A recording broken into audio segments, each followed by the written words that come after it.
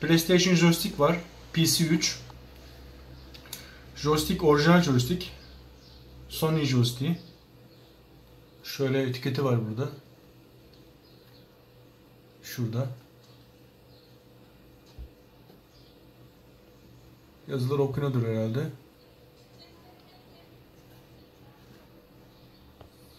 Sony Ceyhan Edirne, Ceyhan, Hakkari, Zonguldak, Ceyhan 2E. Sony wireless controller. Orijinal joystick, bu çakma bir joystick değil. Şöyle. Problemi bu sağ tarafta elinizi koyduğunuz bu RL tuşları var ya. R1 ve altında 2 yazıyor. L'de de öyle 1 2 yine. İşaret parmağınızı kontrol ettiğiniz, yüzük parmağınızı kontrol ettiğiniz. Buradaki joystickler düğmeler çalışmıyor. Problem o. Ona bir bakacağız. Açacağız, içine bir bakacağız. Şurada şey çıkmış. Bunun şurada bir plastiği var şöyle. Şurada. Böyle kapak gibi şeyli burası. O çıkmış buradan. Yani buradan böyle üstünden sanki böyle geçmeli gibi bir plastik. Aletten böyle bir parça gibi üzerine geçiyor. Yanlarında falan çok tırnaklar var. Bu buradan çıkmış yerinden. Hatta burada bir boşluğu var. Şöyle. Şurada boşluğu var. Bundan olabilir yani çıktığından dolayı. Ona bir bakacağız bir. Olmazsa bunu yerine takacağız. Bir açalım içini bakalım. İnşallah problem odur. Hemen kısa şeyde hallolur. Öteki türlü zannetmiyorum düğmelerinde falan bir şey olsun. Pek öyle çok kullanılmış bir joystick değil bu. Yazıları falan gayet güzel duruyor. Şu sağ sol yuvarlak şeyleri bayağı güzel. Yani sağ sol hareket ediyor. Bir de üzeri hiç parlamamış. Çok kullanılsaydı buralarda parlama olurdu bunda. Yazıları falan çok güzel. Yani çok fazla böyle basmaktan dolayı çünkü bu yazılar gidiyor. Burada bir dediğim gibi çok fazla kullanmadan dolayı bu üstündeki tırtıklı şey gidiyor, parlama falan oluyor. Orada da bir şey yok. Gayet güzel. Şöyle. Bir açalım bakalım, inşallah bu plastiktendir, hemen takarız bunu buraya. Kısa bir şekilde hallederiz. Şöyle bir açalım artık kapağını. Yıldız kullanacağız. Bir tane yıldızımız var elinde. Oluyor mu? Oluyor. Bunu açarız bunun şimdi. Açalım. Arkasında şöyle bir yıldız kullanıyorsunuz. Şöyle. Yıldız kullanarak açacağız bunu.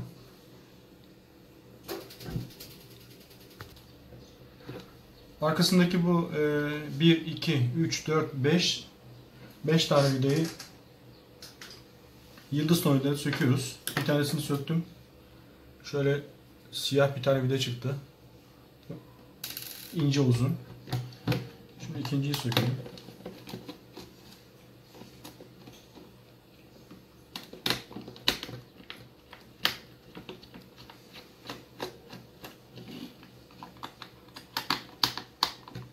Şu tornavidayı bir değiştirelim, bu olmayacak herhalde. Evet, tornavidamızı değiştirdik. Güzel bir tornavida aldık elimize. Bununla açacağız çünkü bu ince ağızlı tornavida buraya olmuyor.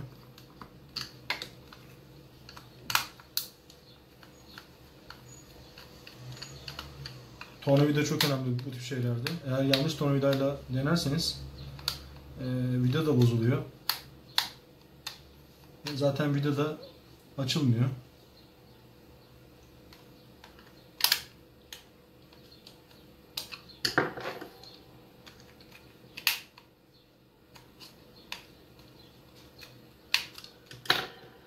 Vidaları biraz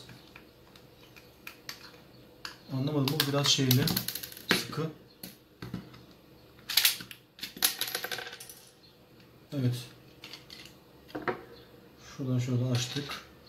Düğmeleri düştü. Arka kapağını biraz şey yapıyorsunuz. Bir tanesini açamamıştık. Açamamızın sebebi de şeyi kırık.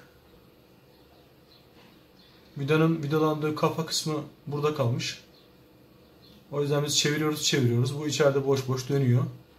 O yüzden de açılmıyor. Şurada. Kafa kısmı burada kalmış.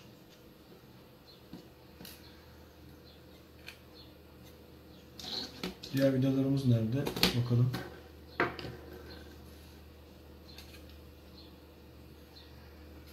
Evet, bir tane vida şurada ama şeyi sağlam.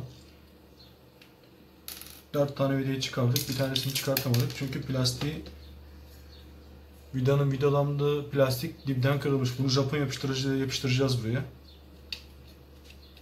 Bunu yapıştırmazsak çünkü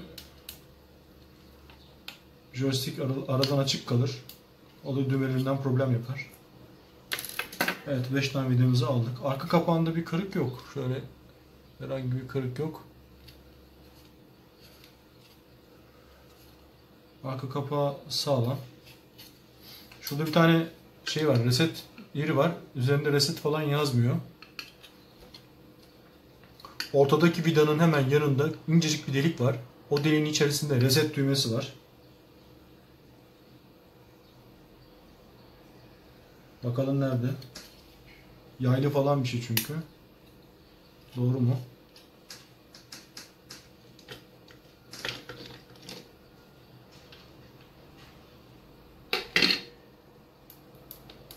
Evet.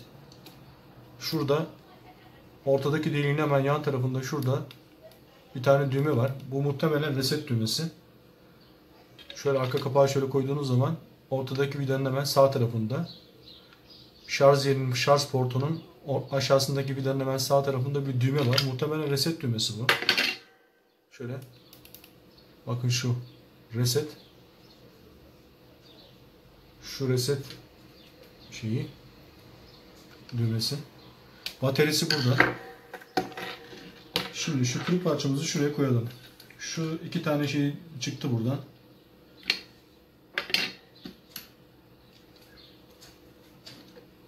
Plastik hatta ve de düğmesi çıktı. Şimdi bunlar çalışmıyordu. Fakat yerindeyken evet basıyor. O zaman bu muhtemelen yerinden atmış herhalde.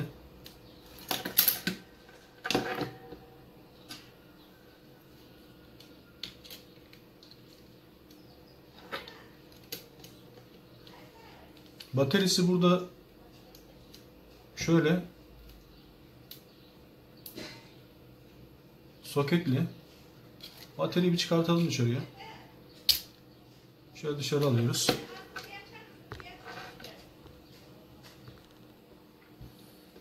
Bataryası, bu şeylerde bateri bozuluyor. Bilginiz olsun. Joysticklerde. Bateri numara Made in China. Üzerinde yazıyor China.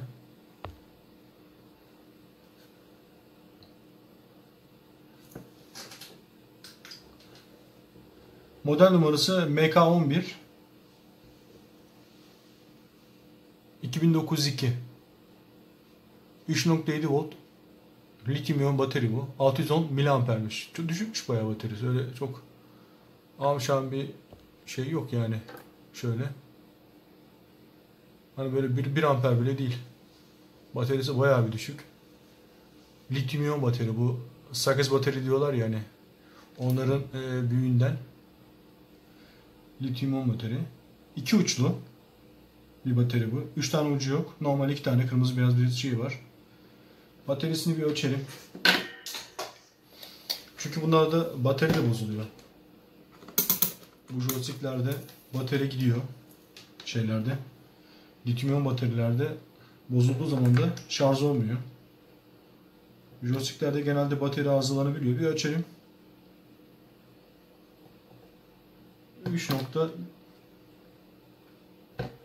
3.1 volt diyor.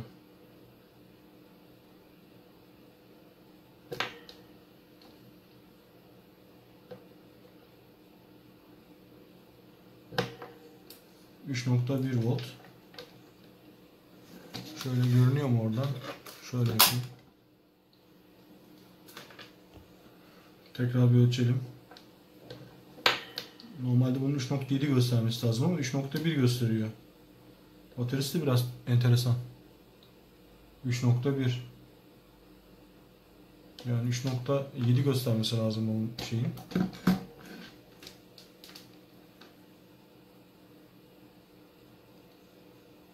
Şöyle.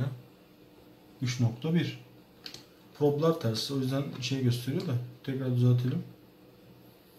Bakın şu an 3.1 volt gösteriyor. Bataryasına bakacağız. İlk önce biz şu şeyi bir yapalım. Yani bataryasının da şey göstermesi lazım. 3.7 volt göstermesi lazım. Biz şu plastiğe bakalım neden oturmuyor. Bu plastik çünkü yerinden çıkmış. Bu joystick'in bulunduğu şu plastik var ya, şurası çıkmış yerinden. 60 yani bu. Şöyle bir plastik bu. Bir bakalım ona. Bir çıkartalım. Kırığı döküğü var mı? Yani bu plastik. Oraya şeyini geçiyor şöyle. Bundan 2 tane var. Bir tanesi sağda, biri solda. Aynı. Ama bakayım. Evet, tırnakları güzel, sağlam. Yani bu her yerinden çıktı bu muhtemelen. Tekrar takalım.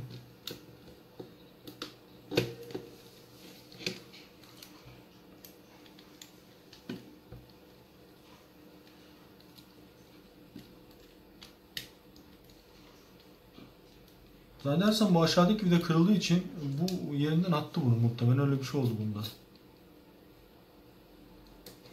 Tamam, buraya böyle oturuyor bu. Şöyle. Diğerini de takalım. Takmadan önce şu çıkan düğmeyi takmamız lazım. Bir de üfleyelim içine. Tozu falan gitsin.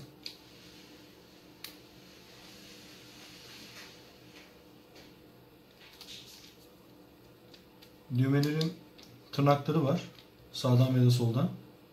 O tırnakları yavaşça yerine takıyorsunuz. Ondan sonra düğme oturuyor.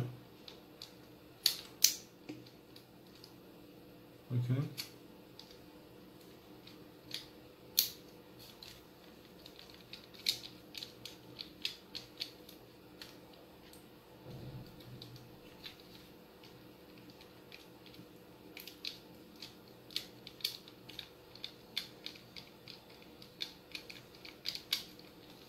Bu sağdaki güzel basmıyor ya. Şuna bir bakmamız lazım.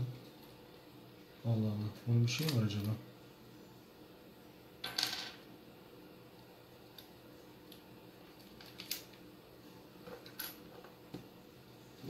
Sağdaki pek güzel basmıyor.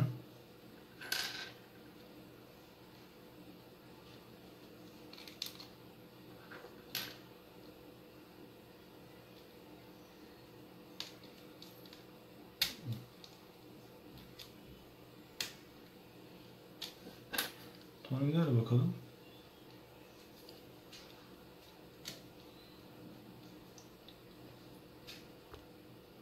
Evet, bu tuşları yerine yerleştirdik. Şunları.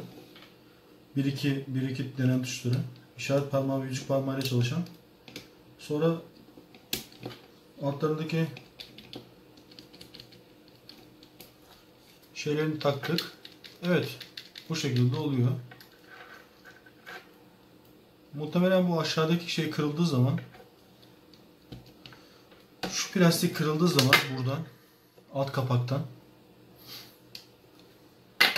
alt kapak değil daha doğrusu, şasiden kırılmış bu. Kırıldığı yerde şurası. Bu herhalde bir düşme falan görmüş. Şurada. Şunun içinde, şuradaki yeri bakın şu. Burada bu sağlam, burası. Fakat karşılığında bu yok. Kırılan parçası da bu. Bu buradan kırılınca zannedersem buradan bu atmış şu plastik. Bu 1 ile 2 tuşların arasında bir plastik var. Yukarıdan aşağı böyle geçmeli. Tuşları yerinde tutması için. Bu buradan atmış, çıkmış yerinden. Dolayısıyla bu 1-2 tuşu basmıyordu. Ama bunun pilinde de bir şey var. 3.1 neden öyle gösteriyor anlamadım. Bunun piline bakacağız diye. Normalde çünkü 3.7 göstermesi lazım bunun. Onu olmazsa bir tane pil bakacağız, takacağız yerine. Başka bir tane pil getiririz, onu ölçeriz, bakarız. 3.7 gösteriyor mu? Şimdi bunu öncelikle bir şuraya bir yapıştıralım. Bunu bir Japon yapıştırıcıyla, güzel bir Japon yapıştırıcıyla bunu yapıştıralım. Orada bir zımba gibi olsun.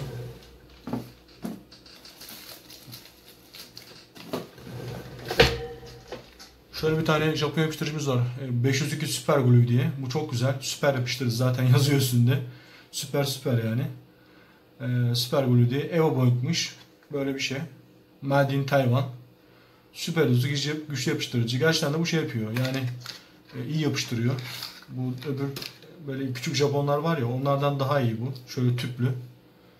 502 numarası. Tavsiye ederim bunu. Şimdi bunu, bu kopan parçayı bu kasaya tekrar yapıştırmamız lazım. Bunu yapıştırmazsak bu buradan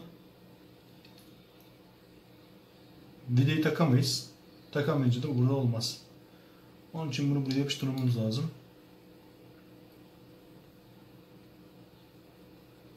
Her iki taraftan kırmış. Bayağı bir sert bir şey görmüş bu. Belli. Darbe görmüş. Muhtemelen bunu yere attılar. Oyun oynarken oluyor çünkü çocuklar bunu oynarken sinirleniyor, yere atıyor. Telefonları, tabları kırıyorlar ya. İşte aynısını buna yapıyorlar. Bunu yerine yapıştıracağız. Japonu sürdük. Biraz dağıtıyoruz hafif. Sonra bunu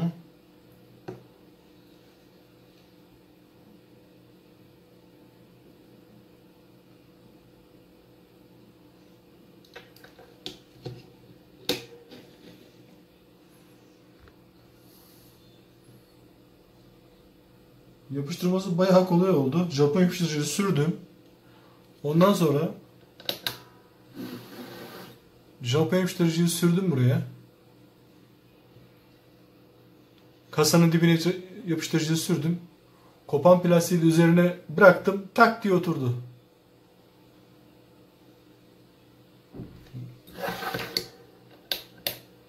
Tam da yerine oturdu. Yani öyle bir şans oldu. Ama kırıldığı yerden çok böyle yuvası hazır. Genelde bu tip parçalar kırıldığı zaman böyle yuvası hazır oluyor orada. Kırıldığı yer belli çünkü. Bu plastikte de yeri belli. Oraya koyduğunuz anda fazla böyle bastırırsanız eğer bu tip şeyleri yapıştırırken şuna dikkat edin. Plastik parçaları Japon yapıştırıcı yapıştırırken şeylere çok dikkat etmeniz lazım.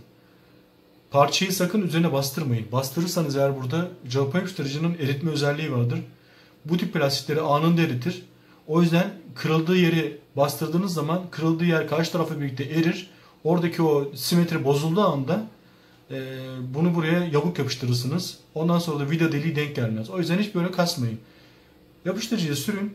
Parça zaten ağır olduğu için yani plastik aksam karşı tarafa göre daha şey. Bıraktığınız anda şak diye oraya oturuyor bu. Böyle bir tornavidayla, ince ağızlı tornavidayla ufak böyle dokunuşlar yaparak parçayı orada sabit bırakın. O zaten gidecek böyle yerine cak diye oturacak. Hiç ellemeyeceksiniz onu. Orada kuruyacak. Sonra tekrar isterseniz biraz daha bir Japon takviyesi üzerinden yapabilirsiniz. Fazla çok bastırmayın, dediğim gibi erirse eğer oradaki o kalıp bozulur. Ondan sonra bu buraya düzgün yapışmaz. Uğraşır durursunuz. Bu şekilde bu durması lazım biraz. Yapışması için. Biraz kurusun. Ondan sonra ben şey yapacağım buna. Hafif bir dışarıdan tekrar takviye yapacağım. Japonun üzerinden şöyle geçeceğim tekrar. O geçtiğimiz Japon üzerinde bir dağılsın. O daha iyi olur sağlamak açısından. HV'le falan tel atmaya gerek var mı? Gerek yok bence ama biraz kullanılan vida uzun bir vida. O yüzden biraz buraya sıkarken güç uygulanıyor. O güçle tekrar atabilir mi? Bir kurusun bir bakalım. Duruma göre şey yaparız. Olmazsa bunun kapağını takarız. En son bu vidayı burada bırakırız. Takmayız bunu, vidalamayız. Bu iyicene kurumasını bekleriz.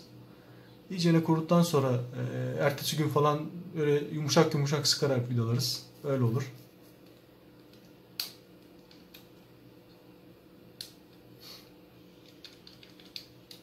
Evet, şeyler çalışıyor. Muhtemelen böyle oldu. Bu kırılınca buradan attı. Çünkü bunun şeylerinde problem olmuyor genelde. Böyle yani düğmelerinde pek problem olmuyor. Kasa kırılınca bu buradan attı şeyi. Ben şu pil kafama takıldı. Bu pilden bir tane getireyim ben. Ölçelim bakalım bu pil nasıl. Bu pilde bir terslik var mı yok mu onu bir görelim. Evet, bir tane daha joystick getirdim. Bu seferki dandik markalardan. Markası Preo. Bu çalışıyor. Bunun arızası da şey USB girişi, şarj portu. Bunu biliyorsunuz mini USB, mikro değil. Bunlar da mini USB oluyor. Bu USB girişi dağılmış, parçalanmış. Ama çalışıyor. Bataryası sağlam. Bunun bataryasını bir ölçeyim. Bakayım bu nasıl gösteriyor. Evet. Bunun bataryası da 2.96 gösteriyor. Yani bu diğeri 3.1 gösteriyordu bizimkinin. Bunun bataryası 2.96 gösteriyor. Demek ki batarya normal. Normal olduğunu buradan anlıyoruz. Çünkü bu alet çalışıyor. Sadece USB girişi bozuk. Bunu köşeye koyuyoruz. Şimdi biz bunu toplayalım. Dediğim gibi bu şasenin vidalanan tarafındaki bu kırık yeri şey yapmayacağız. Hatta şimdi biraz daha Japon süreyim ben oraya. Buranın vidasını takmayacağım ben. Evet, şimdi biraz daha Japon sürdüm. O Japon şimdi orada donacak. Daha sağlam bir yapışma olacak. Şimdi ben bunu toplayacağım. Bakacağım düğmeleri çalışıyor mu? Bunu tekrardan bataryasının yerine takalım. Şurada şöyle beyaz bir plastiği var bunun. Batarya yuvası. Bunu buraya takıyoruz.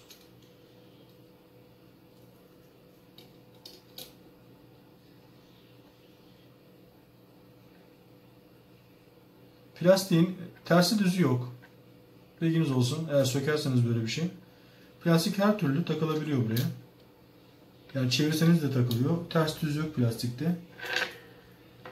Bataryasını takalım.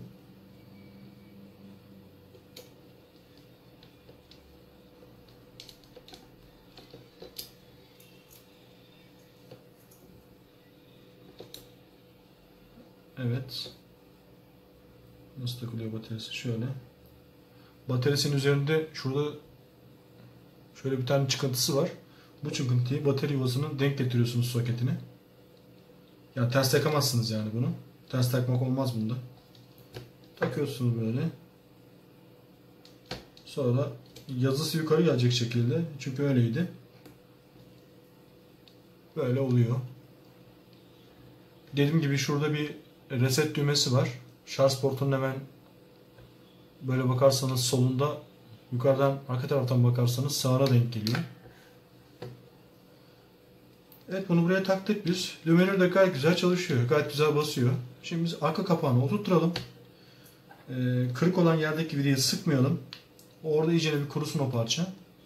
Onu sonra sıkarız. Ertesi gün falan sıkarız. Çünkü o Japon orada donması lazım. Eğer donmadan sıkarsak anında tekrar kırarız onu. Hiçbir esprisi kalmaz. Arka kapağını güzelce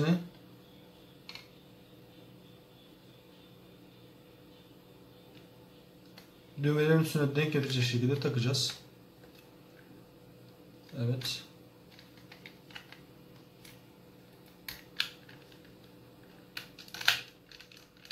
Zaten bu orijinal bir joystick olduğuna göre şey oluyor. Pek fazla zorlamıyor sizi takarken. Yan sanayiler biraz zorluyor.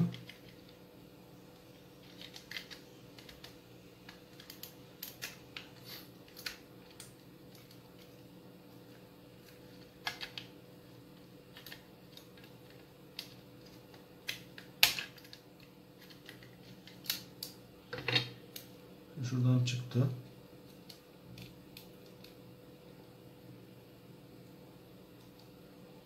Evet. Evet, arka kapağında da bir darbe olmuş. Şurada bir tane plastik var. O plastik buradan kırılmış. Şurada göbekte bir tane plastik var. Bu plastik buradan kırık. Zannedersem o esnada da bu da kırılmış. Bu kitleme yeri. Yukarıdan vidası var bunun.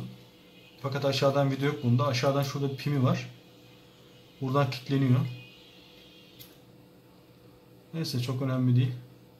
Çünkü vidalar bunu tutar, gayet güzel oturur buraya bu. Evet. Neyse, böyle oturtalım biz bunu.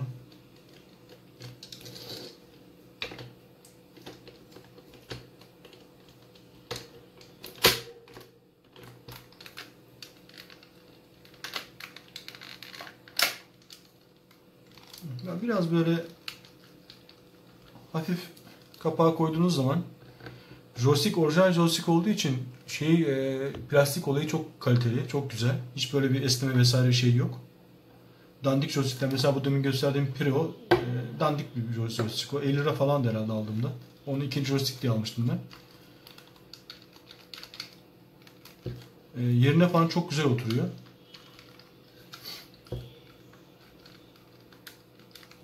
Burada bir tane aralık kalmış.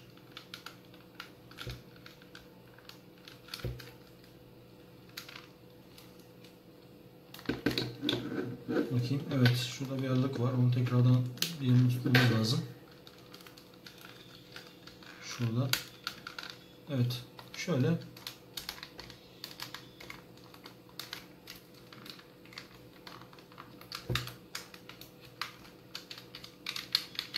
Bakayım.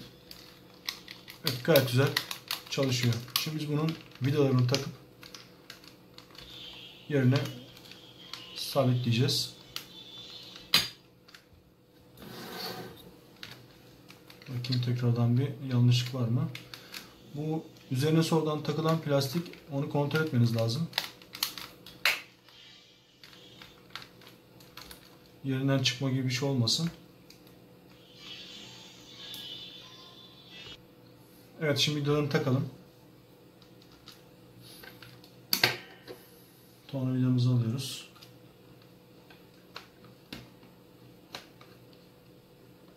Vidalarını sıkarken çok fazla zorlamamak lazım bunları. Eski yine tam yerine denk getirmek lazım. Çok zorlarsanız eğer bu sefer yanlış yerden diş açarsınız. O problem olur.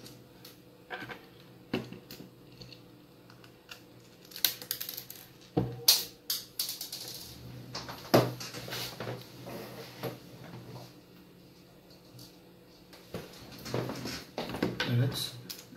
Vidamızı düşürdük. Tekrar geri aldık. Böyle takalım. Evet.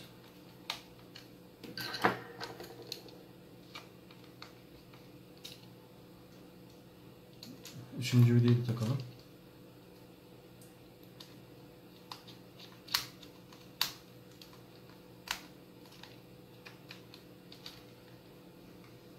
Evet. Şimdi kırık olan yerdeki şeyi takmayacağız. Şu taraf kırıktı. Şurası. Burası kırıktı. Onu takmayacağız. Bunu sonra takacağım ben. Çünkü onu şimdi takarsak eğer Japon yapışmadığı için, kurumadığı için tekrardan kırılır.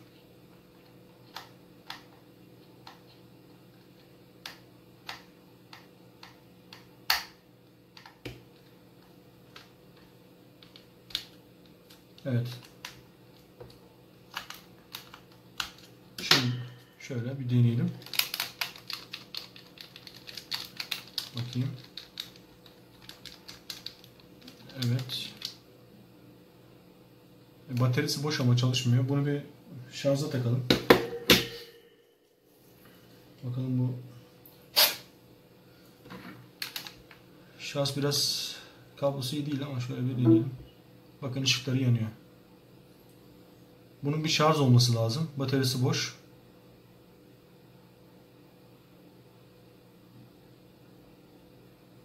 Bu böyle bayağı bir şarj olacak. Bataryayı dolduracak. Bataryası boş. Ama bizim tuşlarımız oldu. Yani tuşlarını taktık. Demek ki joystick problem neymiş? Buradaki kasanın altındaki vida kırılınca, vida yeri kırılınca buradan açmış. Açınca dolayısıyla devamında ise sağ taraftaki, zaten sağ taraftaki vida kırık. Hemen sağ taraftaki kapak, şu ortadaki kapak, plastik kapak dışarıya çıkmış. Bu iki tane düğme çalışmıyordu. Zaten aralık vardı burada. Onu açtık. Japon yapıştırıcıyla kasaya vidaladık onu. Problemimiz ortadan kalktı. Şimdi gayet güzel çalışıyor. Bu tip şeylerde yani biraz eliniz tornavida falan tutuyorsa sizin, yani tornavidaları biraz aşikarsa eliniz, bu tip tamirleri yapabilirsiniz. Onunla ilgili size bir göstermek istedim PlayStation'ın içini. Çünkü PlayStation'lar genelde böyle işte düğmesi yerinden çıkabiliyor, işte kapağı atabiliyor. Oyun oynarken tabii orada bir action oluyor. Action'da düğmeleri sert basmaktan dolayı yerinden oynayabiliyor. Hemen açıp bir tane yıldız tornavidanız olursa şu ağızlı, şöyle bir yıldız sonra ince ağzı bir yıldız sonra olursa buradaki 5 vidayı sökmek, bunlar da genelde bateride bozuluyor. Aklınızda olsun, batarya değiştirme bataryası da var piyasada. Böyle şarjmaz olmuyorsa, şarjı çabuk bitiyorsa hemen bu 4 vidayı söküp çok kolay şekilde batarya değiştirebilirsiniz. Yani bunlar yapılabilir, yapılmayacak şeyler değil, basit şeyler. Evdeki ampulü değiştirmek kadar kolay. Sony PlayStation orijinal joystick, DualShock 3'ün kırık parçasını tamir ettik. Tekrardan vidalarının yerine taktık, düğmelerini yerine taktık. Bataryasını bir kontrol ettik. Makinemiz çalışıyor. Gayet sağlıklı biçimde oldu. Başka bir videoda görüşmek üzere. Herkese iyi günler. Teşekkürler.